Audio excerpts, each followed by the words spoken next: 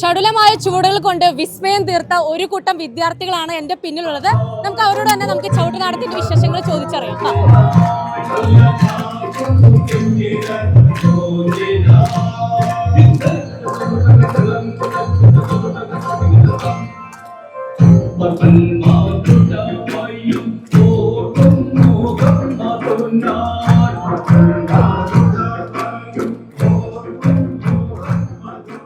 മക്കളെ എങ്ങനെയുണ്ടായിരുന്നു ചവിട്ടുനാടകം? ഉണ്ടാവില്ലേ? എന്താണ് ഡിസ്ട്രിക്ട് തലത്തിൽ നിങ്ങൾ ഇപ്പൊ സ്റ്റേറ്റിലേക്ക് വന്നേക്കാണ്, എന്താണ് നിങ്ങൾ അവിടെ നേരിട്ട കാര്യങ്ങളും അതേപോലെ തന്നെ ഇവിടെ നിങ്ങൾ അവതരിപ്പിച്ച പെർഫോമൻസ് എന്താണ് പറയാനുള്ളത്? ഞങ്ങൾക്ക് അവിടെ സ്റ്റേജിന് കുറച്ച് ബുദ്ധിമുട്ടുണ്ടായിരുന്നു, പക്ഷെ ഇവിടെ വന്നപ്പോൾ എല്ലാ ഫെസിലിറ്റീസും ഭയങ്കരമായിട്ട് ഉഷാറായിട്ടുണ്ടായിരുന്നു. ഞങ്ങൾക്ക് സ്റ്റേജിലുള്ള സ്പേസ് ആയാലും എല്ലാം ഈ വട്ടം ഞങ്ങൾക്ക് നല്ല ഇമ്പ്രൂവ്മെന്റ് ആയിട്ടാണ് കിട്ടിയത്.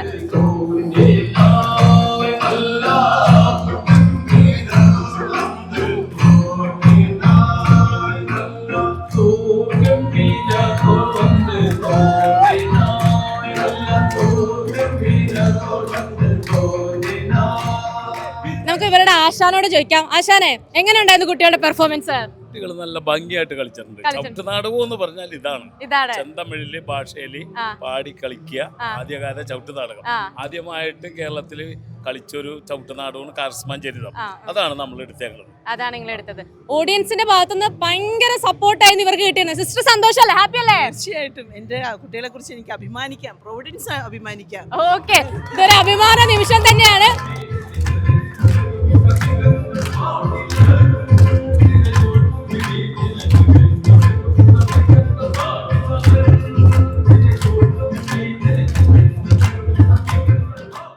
ചേട്ടന്റെ പേരന്റ് എന്ന നിലയിൽ ഇപ്പൊ ഇവരുടെ പെർഫോമൻസ്, അതേപോലെ ഇവരിപ്പോ മുന്നേ പറഞ്ഞ ഡിസ്ട്രിക്ട് തലത്തിൽ ഇവരിപ്പോ അപ്പീൽ കിട്ടിയിട്ടാണ് ഇപ്പൊ ഇവിടേക്ക് വന്നത്. ഇപ്പൊ ഒരു പേരന്റ് എന്ന നിലയിൽ ഇപ്പൊ ഇവർക്ക് നേരിട്ടിട്ടുള്ള പ്രശ്നങ്ങൾ അതൊക്കെ എന്തൊക്കെയാണെന്ന് പറയോ?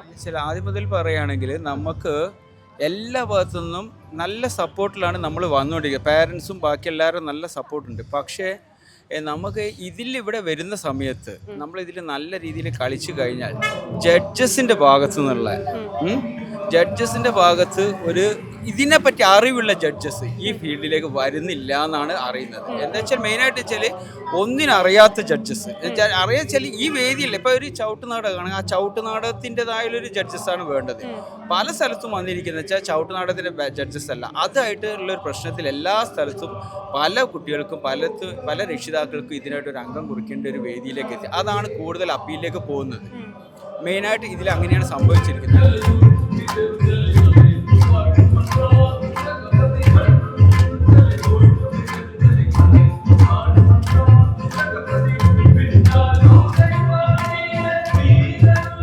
ഈ പ്രോഗ്രാം തുടങ്ങുന്ന സമയത്ത് വേദിയിൽ കഴിഞ്ഞ പ്രാവശ്യം ഉണ്ടായ അനുഭവം, വേദിയിൽ തുടങ്ങാൻ നിൽക്കുന്ന സമയത്ത് ഒരു ജഡ്ജസിന് ഇതിൻ്റെ സ്റ്റേജിൻ്റെ മുകളിൽ നിന്ന് ഒരു ലേഡി സ്റ്റാഫ് വന്നിട്ട് കൊണ്ടുപോവുക, യൂറിൻ പാസ് ചെയ്യാനുണ്ട്. സെൻസറോ എന്തോ കാര്യങ്ങളോ ഉള്ള മാതിരിയാണ് ആ പുള്ളിക്ക് വിവരം കിട്ടുന്നത്. എന്നിട്ട് നേരെ മുകളിലോട്ട് കൊണ്ടുപോവുക. എന്താ കാര്യങ്ങൾ നടക്കില്ല. വേദിയിൽ അനൗൺസ്മെൻറ്റ് ചെയ്യുന്ന സമയത്ത് ഇത് ഇത് എണീച്ച് പോകാൻ പാടില്ല. എനിക്കറിയുന്ന രീതിയിൽ ഒരു ജഡ്ജസിന് ഏത് ജഡ്ജസ് ആണെങ്കിലും ഒരു മിനിറ്റ് സമയം ബാക്കി നിൽക്കുകയാണ് അത് നടന്നു പോകുന്നത്. ഈ സമയത്തൊക്കെ എന്ത് സംഭവിക്കണമെന്ന് അറിയില്ല.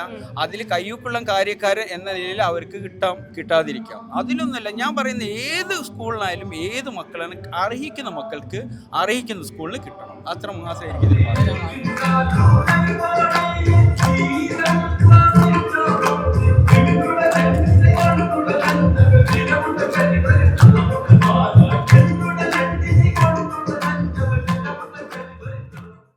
ഹോം അപ്ലയൻസ് വാങ്ങാൻ ഒരിടത്ത്, ക്രോക്കറി വാങ്ങാൻ വേറൊരിടത്ത്, ഗാഡ്ജറ്റ്സ് വാങ്ങാൻ വേറെ എവിടെയോ ഒരിടത്ത്. അതെ, എന്തിനെങ്ങനെ പലയിടത്തും ഓടണം?